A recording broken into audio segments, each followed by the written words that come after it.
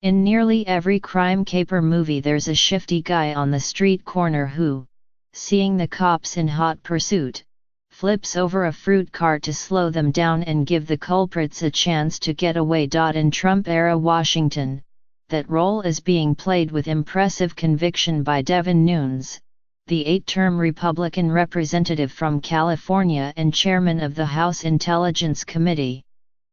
Mr. Nunes, supported by a rotating coterie of conspiracists in Congress and the usual suspects on right-wing cable news, has labored to divert attention from the expanding Russia investigation by tossing out sinister-sounding allegations of wrongdoing by federal law enforcement officials. Mr.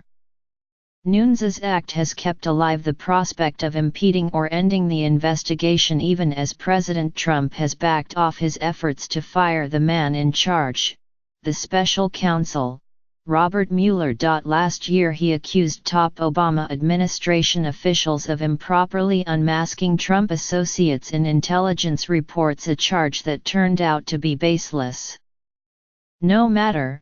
The whole point of this game is to make the job of the actual investigators harder while confusing the public about where the true scandal lies. For the past week or so, Mr. Nunes, who supposedly recused himself from the Russia inquiry last April, has been dangling something even juicier, a classified memo by the committee's Republican staff that is said to allege that the investigation was corrupted from the start by law enforcement officials intent on toppling Mr. Trump.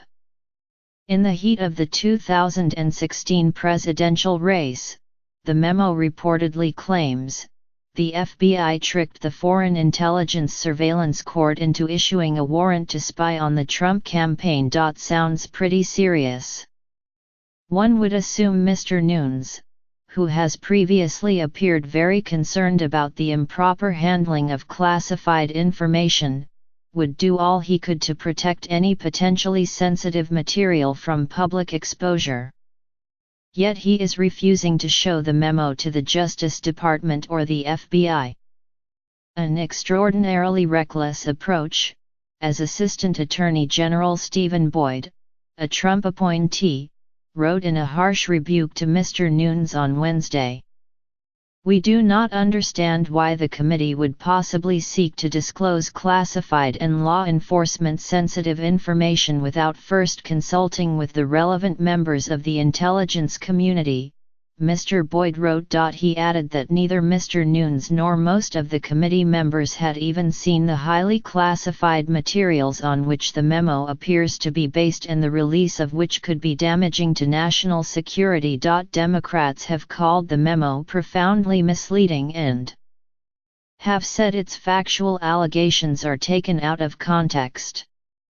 They have prepared their own classified memo addressing the origins of the warrant, which they say was properly sought and approved. But even if Mr. Nunes's memo never sees the light of day, it has done its job spawning a new wave of conspiracy theories as well as suspiciously timed calls to number release the memo amplified across social media, many coming from what a German Marshall Fund tracking project found to be part of Russian-linked influence networks. Mr. Nunes is not alone in trying to change the subject to anything other than Mr. Trump and the Russians.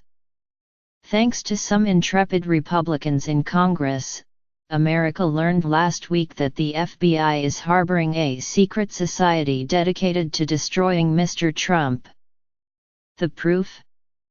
A text message using that phrase that was sent between Peter Strzok and Lisa Page, FBI employees who worked on the Russia investigation and who, like roughly 65 million other Americans, expressed horror at the thought of Mr. Trump becoming president. On Tuesday, Senator Ron Johnson, a Wisconsin Republican, said the society's existence was corroborated by an informant, by which he probably meant his Twitter feed. On Thursday, he admitted what reasonable people everywhere had already surmised, that the reference to a secret society, in the context of the full message, was a joke. Putting aside the irony of members of the Law and Order Party delusionally attacking America's law enforcement community, Mr. Nunes and his ilk are causing real and possibly lasting damage for nothing more than a short-term political win. It must be frustrating to be a Republican in Congress these days.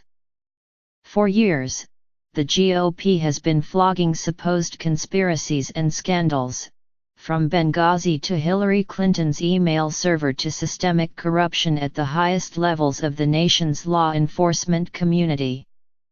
Now, at last, a real conspiracy comes along, setting off an actual federal investigation by veteran law enforcement officials and leading to multiple indictments and guilty pleas, and it's aimed at their own man.